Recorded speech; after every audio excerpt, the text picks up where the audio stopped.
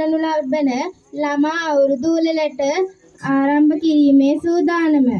අපගේ අවුරුදු උත්සවය සඳහා සහභාගී වූ විශ්‍රාමලත් විදුහල්පති වීරසේකර මැතිතුමා ඇතුළු සමාජික අමුත්තන් සියලු දෙනා පිළිගන්නවා.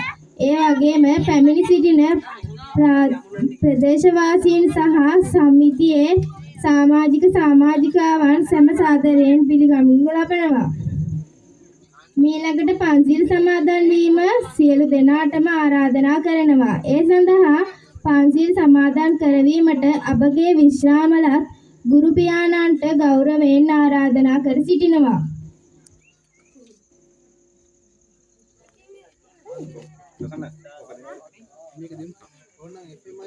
මේක දෙන්න මේක දාන්න පුටුවක් තියන්න වෙන්නේ ඉඳගෙන සට පුටුවක් දෙන්න පුටුව මෙතෙන්ද දෙනවද උතන තියෙනවා පුටුව හැබැයි පිටගෙන